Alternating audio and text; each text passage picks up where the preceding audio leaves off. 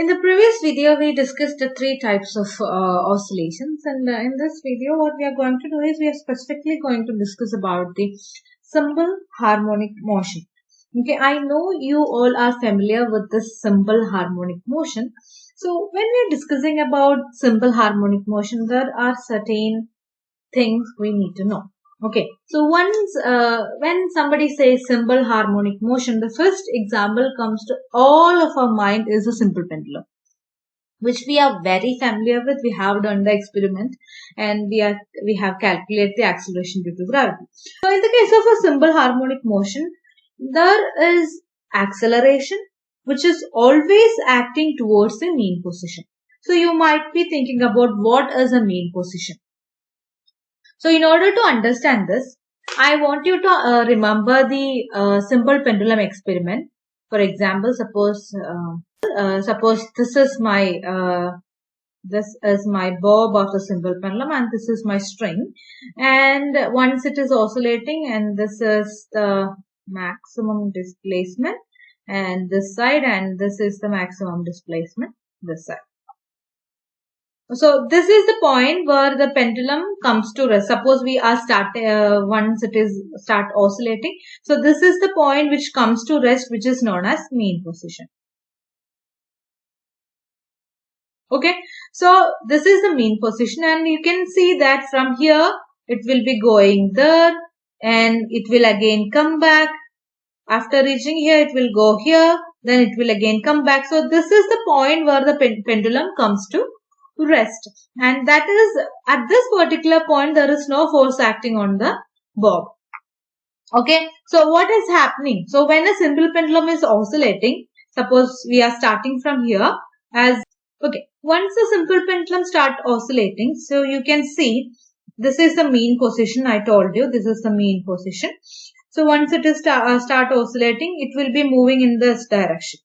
Okay, so this direction at this point, what happens? One component, so suppose it is oscillating and it is reached this point. So bob is reached at this particular point. So there is gravitational force acting on the body, right?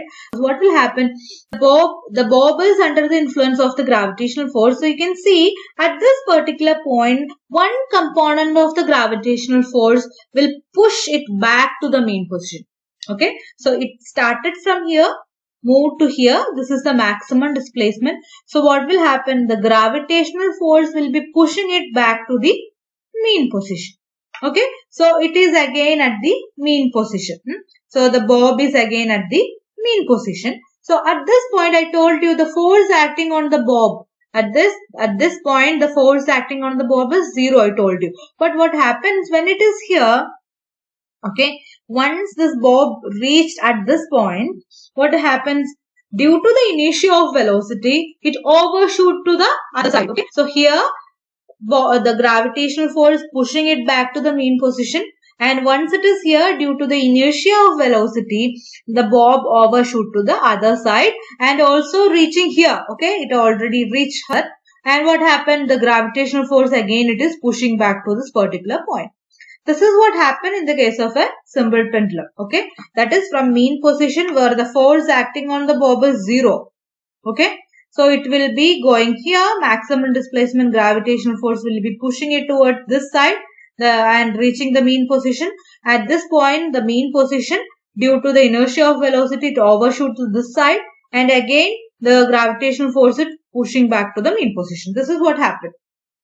So you can see, suppose this is the way the bob moves.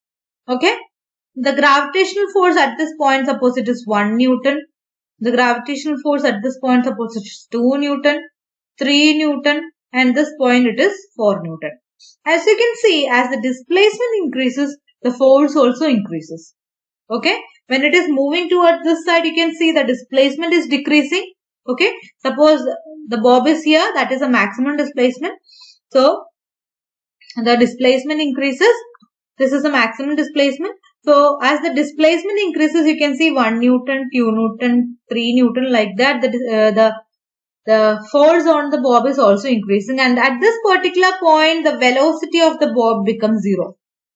Okay, At this particular point, the velocity of at the maximum displacement,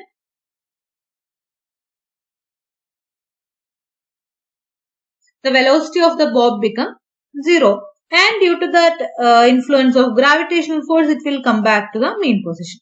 Also, this side you can see, okay, this side you can see, suppose this is 1 Newton, this is 2 Newton, this is 3 Newton, and this is 4 Newton. Here also, as the displacement increases, force is increasing, and at reaching this point, the velocity becomes 0, and due to the gravitational force, it will be again come back to this position, and at this point, the velocity is maximum.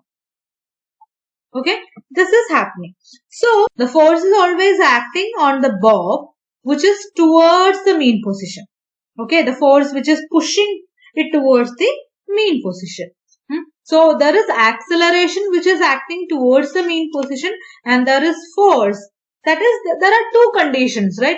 One, there is an acceleration which always acting towards the mean position. The second one, the acceleration is proportional to the displacement. You know that the force is equal to mass into acceleration according to Newton's law.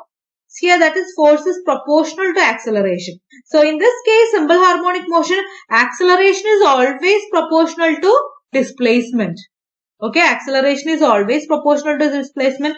The force is proportional to acceleration. So force will be also proportional to displacement. Okay, that is the second condition. And the third condition, this motion can be represented by a mathematical equation. Okay, and all those equations which is representing this motion, there will be a variable or a term which either cos theta or a sin theta. Okay, this equation, that this motion can be represented like in a mathematical equation. The entire motion can be represented as a mathematical equation, and that equation must contain a term either cos theta or sin theta. Okay, so why it is sin theta or cos theta? So you know that sin theta, cos theta. Okay, suppose we are increasing the theta value from 0 to 360. What happened? The sin theta and cos theta values will be changing, right? Then, once it is reaching 360, suppose we are increasing from 360 to 720, what will happen? Suppose here it is increased to x1, x2, x3, x4, etc., xn. The same values will be repeating. Here also from 360 to 720, if we are increasing, we will get x1, x2, x3, xn. Similarly, whatever values we are giving, you can see that every 360 degree or 2 pi radian, the values are keep repeating. Okay, the values keeps repeating. Like what? Like what? The sound which is produced by harmonium. Okay, like saregama pa, it is producing a sound. Similar to that, the values will be repeating. So the sin theta, cos theta values, if the theta is increased from 0 to 360, you will get different values from x1 to xn. And suppose again we are changing 360 to 720, you might be thinking, okay, that values will be again changing. It will change, but the values what we got here, the same thing will be repeated. Suppose we are increasing this value 720 to 1080, again 360. So again we will get this x1, x2, x3, xn. Like that, you can see that for every 360 degree, the values are keeps repeating. Okay. So in any equation, if you have sin theta or cos theta, okay, suppose we increase the value of theta, you can see the sin theta, cos theta will not be increasing like that. Okay. So it will be increasing up to a particular value, then it will be repeating. Okay. So it will be increasing up to a particular value and it will be repeating the same set of values again. That's what, that is the case of a sin theta and cos theta. So that type of functions are known as harmonic functions. Okay. So what are the three conditions in the case of a simple harmonic motion? So first thing is there is acceleration. Okay. There is acceleration which is always acting towards the mean position. The second thing is the acceleration always proportional to displacement. Okay, and we know that from Newton's law, force is equal to mass into acceleration. That is, force is also proportional to displacement. So, the force is always proportional to displacement. The third thing is, this motion can be represented by a mathematical equation. That equation must contain sine theta, one term, one variable term, which will be either sine theta or cos theta. Okay, so that is the three important things about the simple harmonic motion. Okay, so this is the first example I'm giving you. So we are starting from here. So we are going to derive the equation of